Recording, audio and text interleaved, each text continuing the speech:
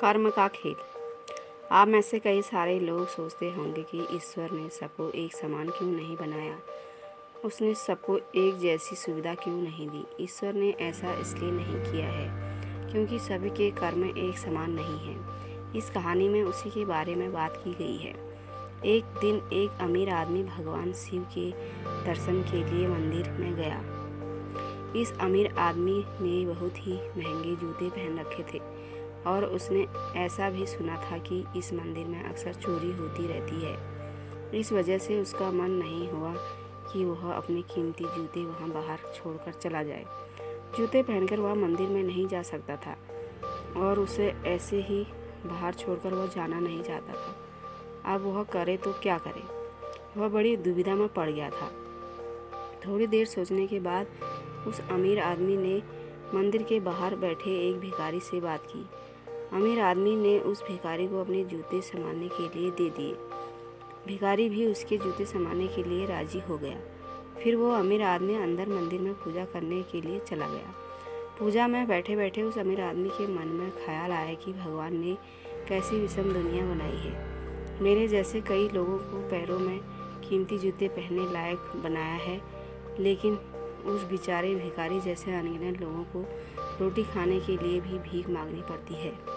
और वो अमीर आदमी मन ही मन भगवान से फरियाद करते हुए बोला कि आपने सब लोगों को एक समान क्यों नहीं बनाया, आपने सभी को एक जैसी सुविधा क्यों नहीं दी।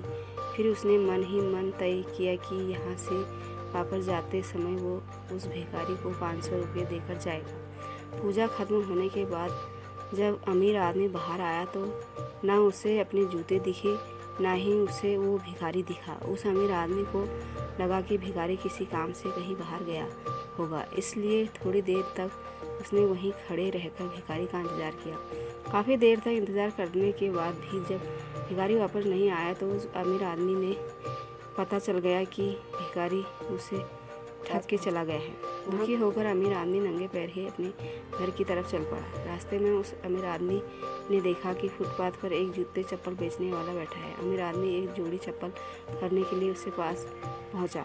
वहां पहुंचते ही उस अमीर आदमी की नज़र उसके जूते के जैसे ही जूते पर पड़ी। अमीर आदमी पहचान गया कि ये उसी के जूते हैं। पूछने पर बेचने वाले ने पहले मना किया, लेकिन बार बार पूछने पर और दबाव देने पर उसने माना कि यह जूते उसे एक भिखारी 500 रुपये में बेचकर गया है।